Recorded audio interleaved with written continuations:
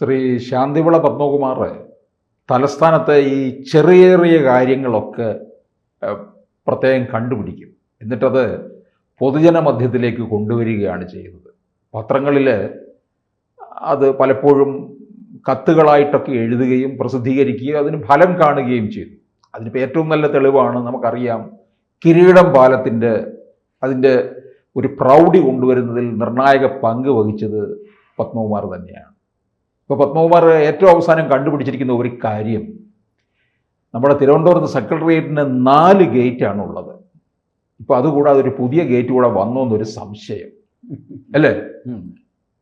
അതെന്താണ് അതിൻ്റെ കാര്യങ്ങൾ? അല്ല, ഈ നോർത്ത് ഗേറ്റ് എന്ന് പറഞ്ഞു കഴിഞ്ഞാൽ ഈ നോർത്ത് ഗേറ്റ് വെച്ചാണ് കാസർഗോഡ് തൊട്ട് പാറശാല വരെയുള്ളവരെല്ലാവരും സമരങ്ങളായാലും അടിയും പിടിയുമായാലും ജലപീരങ്കി ഉപയോഗിക്കുമ്പോഴും ലാത്തിച്ചാർജ് ഉപയോഗിക്കുമ്പോഴും വരുന്ന ജനമെല്ലാം ഇവിടെയാണ്.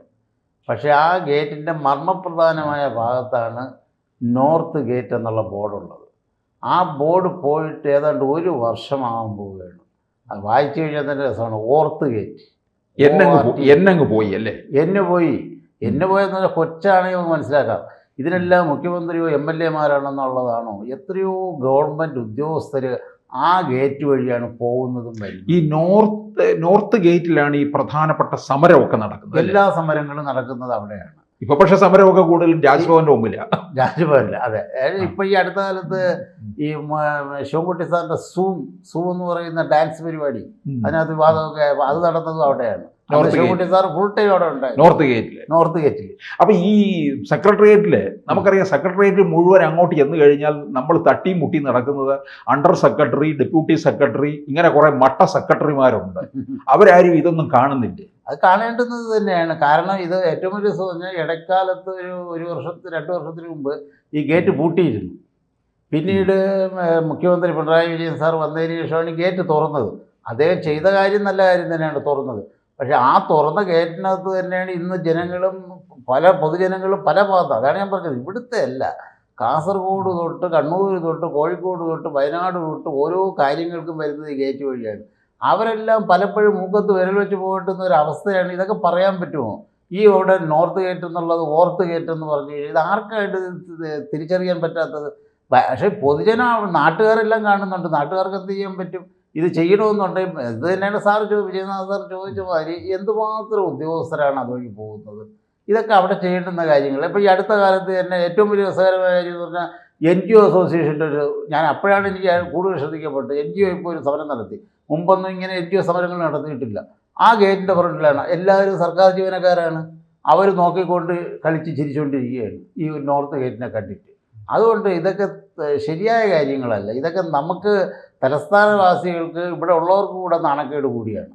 അതുകൊണ്ട് എത്രയും പെട്ടെന്നത് ഈ ഓർത്ത് ഗേറ്റിന് ഇതും നമ്മൾ പറഞ്ഞതുകൊണ്ട് ചെയ്യണമെന്നുള്ളതല്ല. എത്രയോ ഉദ്യോഗസ്ഥർ, എത്രയോ ഉന്നതരാണ് അതുവഴി പോകുന്നതും വരുന്നതും. അവരെല്ലാം ഇത് നോക്കണ്ടേ? ഒരു ലാത്തി ചാർജ് നടത്തുന്നതിനൊന്നും ഒരു കുഴപ്പമില്ലല്ലോ, ജലപീരങ്കി ഉപയോഗിക്കുന്നതിന് കുഴപ്പമില്ലല്ലോ, എല്ലാത്തിനും തക്ക സമയത്ത് നടക്കുമല്ലോ. ഇതെല്ലാം കണ്ടോട്ടല്ലേ ഇരിക്കുന്നത്.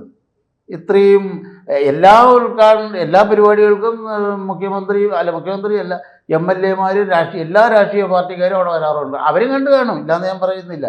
അവരും ഇത് പ്രതികരിക്കാൻ വരുന്നല്ലോ. പ്രതികരിക്കണം. പ്രതികരിക്കേണ്ടുന്നതല്ലല്ലോ, ഇത് ആവശ്യമാണ്. പ്രതികരണം എന്ന് പറഞ്ഞാൽ എന്തോ ഒരു കാര്യങ്ങൾക്ക് വേണ്ടി തരുന്നതെന്നുള്ളതല്ല. സെക്രട്ടേറിയറ്റിലെ ഏത് വകുപ്പാണിത് ഒന്ന് കണ്ട് ഇത് മോളിലൊന്ന് അറിയിക്കേണ്ടത്? ശരിക്കും പറഞ്ഞ ഏത് വകുപ്പല്ല? അതിനെക്കുറിച്ച് എനിക്ക് അറിയാത്തതുകൊണ്ട് ഞാൻ ഈ അടുത്ത കാലത്ത് എനിക്ക് തോന്നി ഇത് സർക്കാരാണോ നഗരസഭയാണോ ഇനി ആരുടെ കീഴിലാണെന്നുള്ളത് എനിക്കറിയില്ല. യഥാർത്ഥത്തിൽ അത് അറിയാമെങ്കിൽ ഞാൻ തന്നെ കൊടുക്കാമായിരുന്നു. ഇത് നഗരസഭയുടെ കീഴിലാണോ കോർപ്പറേഷൻ്റെ കീഴിലാണോ അതോ ഇനി സർക്കാരിൻ്റെ കീഴിലാണോ എന്നുള്ളത് അറിഞ്ഞുകൂടാ നേരിട്ട്. പിന്നെ ഒരു കാര്യം, ആ ഗേറ്റിൽ നിന്ന് കഴിഞ്ഞാൽ മുഖ്യമന്ത്രി പിണറായി വിജയൻ സാറിൻ്റെ ഇത് കാണാം, ഓഫീസ് കാണാം.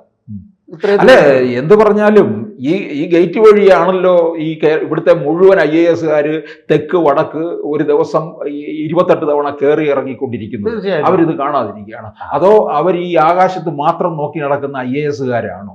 അതാണ് എനിക്ക് ഞാനും അന്തം വിട്ടു പോകുന്നത്. ഇവിടുത്തെ IAS-കാരൊക്കെ സാധാരണ അങ്ങനെയാണ്, ഭൂമിയിലോട്ട് നോക്കത്തില്ല, നിൽക്കുന്നതും ഭൂമിയിലല്ല, അവർ ആകാശത്ത് നോക്കി നടക്കുന്നവരാണ്. വലിയ വിദ്യാസമ്പന്നരെന്ന് അവർ അഹങ്കരിക്കുകയും ചെയ്യുന്നു. എന്നിട്ടാണ് ഈ നോർത്ത് ഗേറ്റിനെ ഓർത്ത് ഗേറ്റ് ആക്കി മാറ്റിയിരിക്കുന്നു.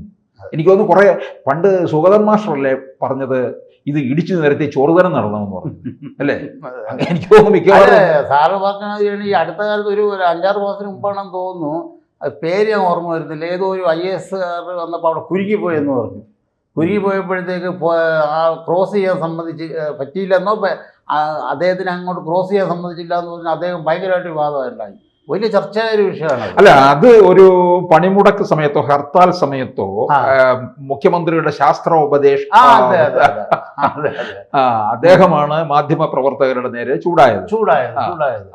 മാധ്യമപ്രവർത്തകനും അങ്ങോട്ടും ഇങ്ങോട്ടും ചൂടായി.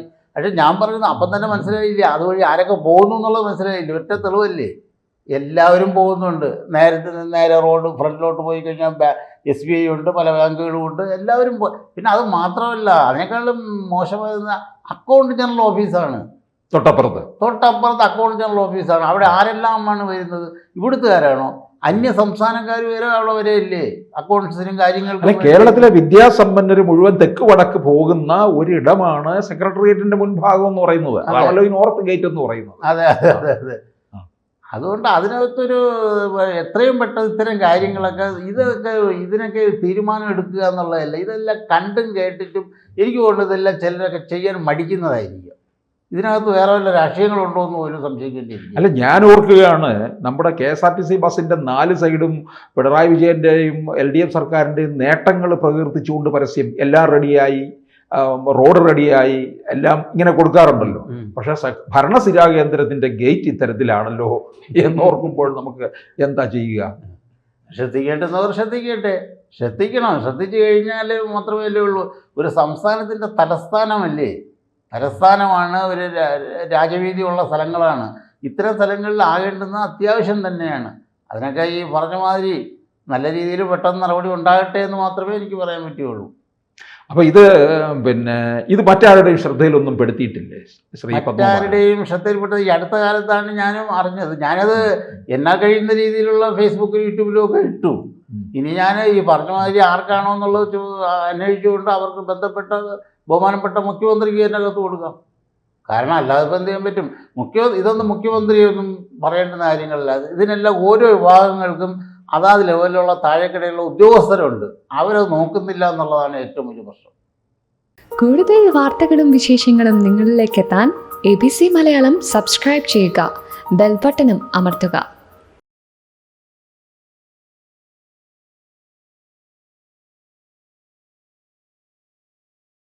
കൂടുതൽ വാർത്തകളും വിശേഷങ്ങളും നിങ്ങളിലേക്ക് എത്താൻ ABC മലയാളം സബ്സ്ക്രൈബ് ചെയ്യുക, ബെൽബട്ടനും അമർത്തുക.